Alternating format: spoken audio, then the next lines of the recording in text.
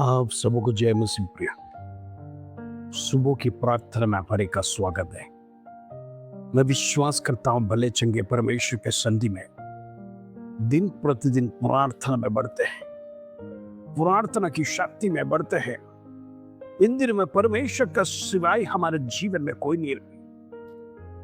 परमेश्वर के सिवाय हमें बचाने वाला, छुड़ाने वाला कोई नहीं है।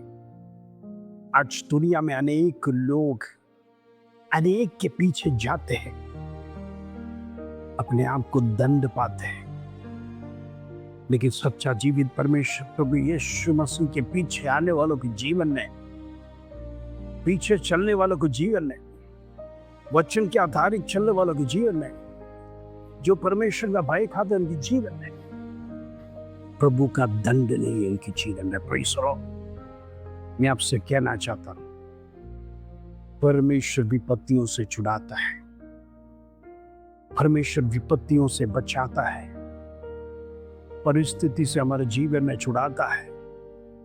इन दिनों में हालात कितना भी विपरीत हो, हम प्रार्थना करना है। प्रार्थना के बल के द्वारा परमेश्वर के साथ हम जी पाते हैं।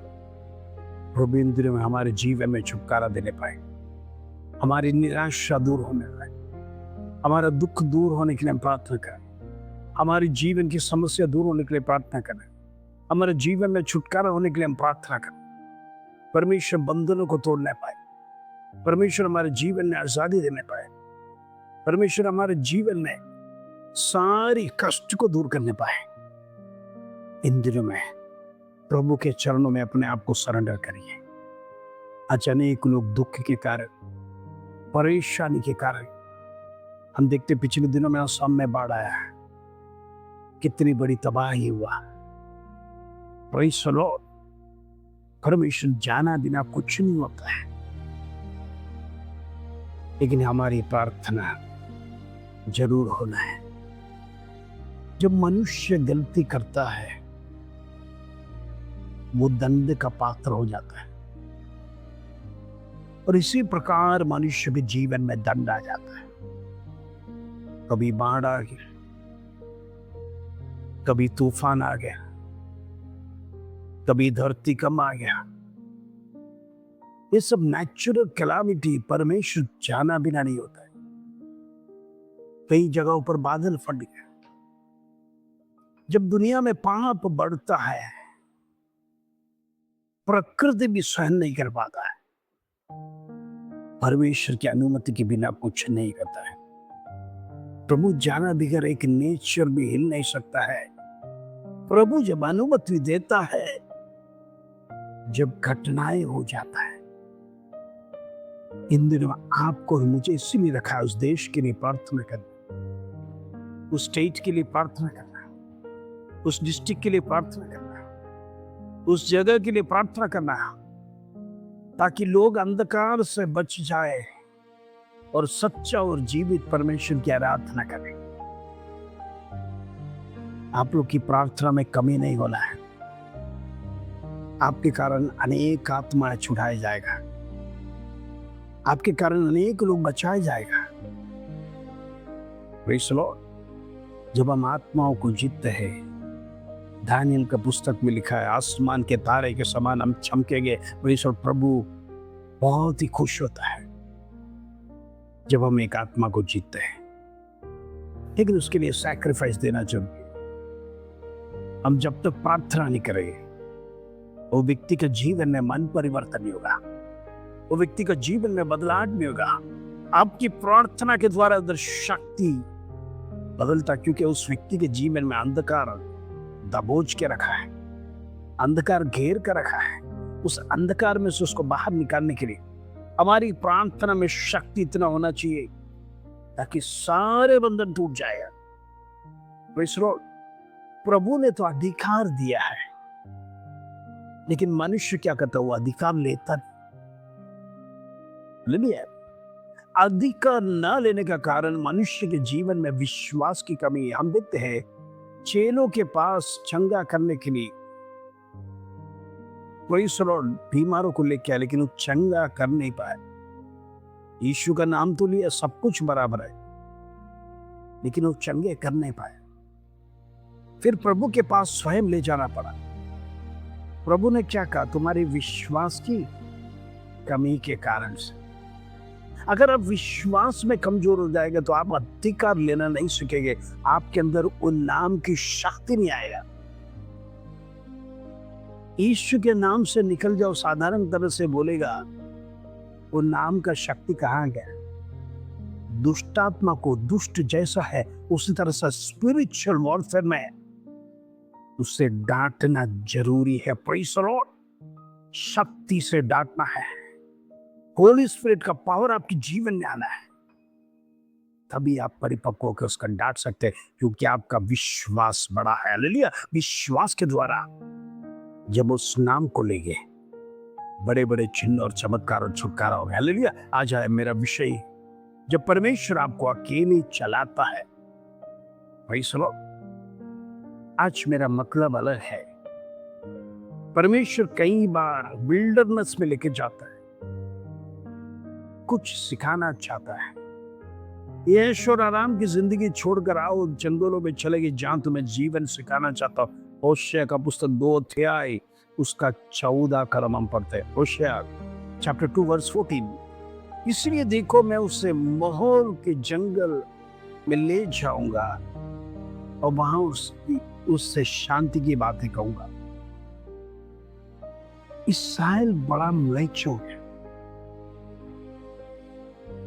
अन्य देवी देवताओं की आराधना करना शुरू हो गया। इस्राएल में पाप बढ़ने लगा, जीवित परमेश्वर को दिन प्रतिदिन भूलने लग गया। अब परमेश्वर की वाणी होशिया के द्वारा इस्राएल को आ रहा है, तुम एक अनफेथफुल वाइफ बन गया परमेश्वर के लिए। Praise the Lord. अनफेथफुल रहना। एक पत्नी अपना पति के सामने अविश्वास योग्य बनेगा, वो बंधन टूट जाता है विश्वास का। आज कई घरों में टूटा हुआ, उसका कारण भी यही है, अविश्वास का प्रस्ताव। यहां पर इस्राएल एक पत्नी के रूप में परमेश्वर के साथ रिश्ता जोड़ा गया, रेखांकित किया गया है। वो इस्राएल क्या करने लगा? अन्य लोगों का कल्चर फॉलो करने लग गया, अन्य लोगों का देवी देवताओं को पूछने लग गया, अन्य लोगों की शिक्षाओं को अपनाने लग गया। अपना जीवित परमेश्वर की शिक्षाओं को भूलकर, जीवित परमेश्वर की वाणी को भूलकर, जीवित परमेश्वर की आराधना छोड़कर दुनिया के पीछे, दुनिया की आराधना के पीछे, दुनिया के कर्तव्य के पीछे इंटरेस्ट दिखाने लगा। परमेश्वर क्रोधित होने लगा। मेरे प्रिय, जब परमेश्वर के सामने हम गुनाह करते हैं, याद रखना, शिक्षा 100% मिलेगा, लेकिन परमेश्वर हमें फिर से गले लगाएगा, वो बात फैक्ट है। मूसा जैसा परमेश्वर का दास ने एक ही गलती किया, चट्टान से आज्ञा देने को कहा। मूसा 40 लाख लोगों का बुड़बुड़ाना, कुड़कुड़ाना से कंटाल गया, आखिरी में चट्टान को मार दिया। पानी तो जरूर आया, क्योंकि परमेश्वर ने अपना प्रॉमिस को बैक नहीं लिया है। प्रभु ने कहा चट्टान को आज्ञा दे, पानी आएगा, तेरे लाठी से खाली आज्ञा दे। लाल समुद्र को मारने को नहीं कहा परमेश्वर, लाल समुद्र में तेरी लाठी को दिखाकर आज्ञा दे दो। यहां पर भी वही सिद्धांत था, लेकिन मूसा ने जोर से चट्टान को मार दिया, लेकिन पानी जरूर आया। लेकिन परमेश्वर ने कहा अब तू कनान देश नहीं दिखेगा। एक छोटी सी गलती जिसके लिए मूसा को बुलाया गया था, इन लोगों को कनान तक सुरक्षित पहुंचाने का जिम्मेदारी मैं तुझे देता, लेकिन बीच रास्ते में वो प्रॉमिस उल्लंघन हो गया। परमेश्वर ने उसका जर्नी को समाप्त कर दिया। Praise the Lord. उसे दूर से देखने को अनुमति किया, लेकिन उधर जाने का अनुमति नहीं किया। मेरे प्रियो, कई बार हमारे जीवन में भी गलतियों के कारण से हम शिक्षा भोगते परमेश्वर से, लेकिन कई बार हम जानते नहीं है हमारी गलती क्या है। हम तो यही सोचते हैं हम एकदम परफेक्ट है, हम प्रार्थना करते हैं, दान दशमांश देते हैं, चर्च जाते हैं, फिर परमेश्वर हमारे जीवन में विपत्ति क्यों भेजता है? कहीं ऐसे पाप जिसके कारण से परमेश्वर हमें शिक्षा देता है। यहाँ पर इस्राएल को परमेश्वर कहता है, तुझे मैं जंगलों में लेके जाकर शांति की बातें सिखाऊंगा। तेरा ऐश और आराम, तेरा है दौलत, सब कुछ बर्बाद कर परमेश्वर तुझे अकेलापन में लेके जाएगा। तब जाके तुझे समझ में आएगा इस जो कि हम कर रहे थे वो गलत थे। लेकिन उसी अध्याय में, दूसरा अध्याय में परमेश्वर कहता है, तो मैं दंड तो दूंगा, लेकिन उसके बाद जब तुम पश्चाताप के साथ लौटोगे, मैं तुम्हें रिस्टोर भी करूंगा। हमारा परमेश्वर दयालु करुणामय है, हमारे पापों को समझाने के लिए अवसर देता है। बेबीलोन साम्राज्य में 70 साल ये लोग रहे, भविष्यवाणी पहले से परमेश्वर ने किया, 70 साल का जिंदगी उनको काटना पड़ेगा, फिर मैं वापस उनको लौटा कर लेके आऊंगा। जरा सोच रहा है, एक बार 400 साल तक मिस्र की गुलामी में से कनान देश में आगे परमेश्वर ने जो राष्ट्र दिया वो दिया, फिर भी क्या किया? अन्य देवी देवताओं के पीछे जाने के बाद अश्शूरियन साम्राज्य और बाबिलोन साम्राज्य, ये दोनों साम्राज्य इस्राएल और यहूदा को, दोनों को पकड़ कर लेंगे।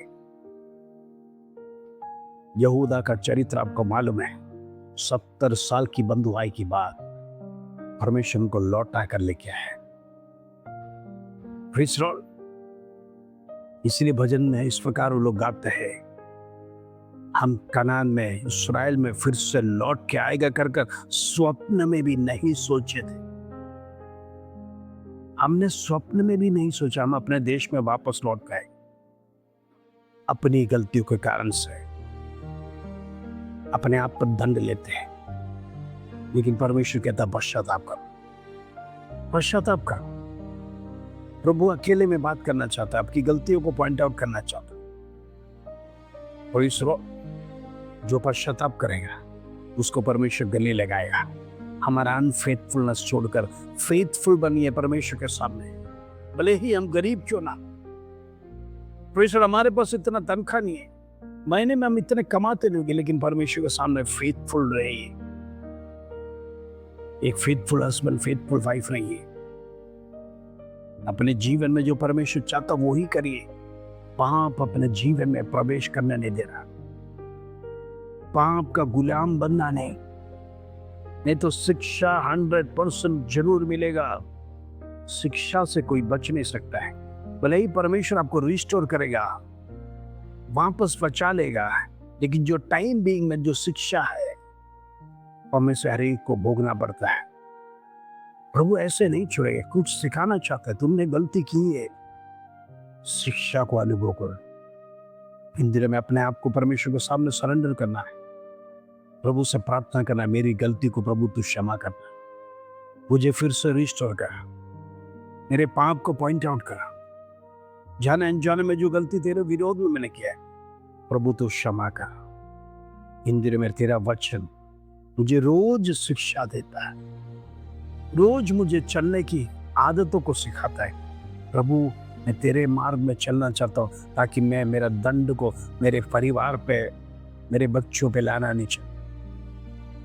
मुझे अब्राहम का ब्लेसिंग्स चाहिए। जो पीढ़ी, जो परिवार परमेश्वर के पीछे चलता है, उसको परमेश्वर पीढ़ी दर पीढ़ी आशीष करने के लिए प्रभु तैयार है। आइए हम प्रार्थना करें। पिता परमेश्वर, धन्यवाद, आज सुंदर वचन तूने हमें सिखाया। कैसे इस्राएल अनफेथफुल रहा परमेश्वर के संधि में, आज प्रभु तो फेथफुल लोगों को चाहता है। तू उन्हीं को पसंद करता है, उन्हीं को छुड़ाता है, उन्हीं को दया दिखाता है। जितने लोग पश्चाताप करते हैं प्रभु तू उनको गले लगाता है। इसके धन्यवाद प्रभु, तेरी महान करुणा दया के कारण से हम मिट नहीं गए। हमारे जीवन में भी अनेक गलतियां होती हैं, अनेक पाप होते हैं। परमेश्वर तू जानता है, तू क्षमा करता है, छुड़ाता है। इसकी धन्यवाद। और जितने लोग बैकस्लाइड किए प्रभु उनके लिए प्रार्थना करना चाहिए, उनकी आंखें खुल सही ढंग से परमेश्वर में आने के लिए, मैं प्रार्थना करना चाहता परमेश्वर उनकी जीवन में भी एक छुटकारा देने पाए, बंधनों को तोड़, आज शादी दे, बेबी ब्लेसिंग्स दे, जॉब का ब्लेसिंग्स दे, प्रेषण उन्नति स्थान में जाने पाए, मैरिजेस होने पाए, पेंशन समय पर मिलने पाए, बीमारी खत्म होने पाए। यीशु नासरी के नाम से बच्चियों को मैं ब्लेस करना चाहता हूँ, उनका स्कूल्स में, उनकी पढ़ाई में, उनका कॉलेज लाइफ में प्रभु तो उनके साथ रहने पाए, गलत संगति में ना मिलने पाए। यीशु के नाम से होने दे। हर एक को मैं लहू में कवर करना चाहता, हर एक को तेरा सानिध्य का प्रोटेक्शन देना चाहता। यीशु के नाम से होने दे। उसका धन्यवाद, आदर, महिमा, जलाल तुझे देते। छोटी सी प्रार्थना प्रभु यीशु मसीह के नाम से मांगते हैं, सुनो और ग्रहण कर पिता। आमीन आमीन। प्रभु आप सबको आशीष दे। जय मसीह।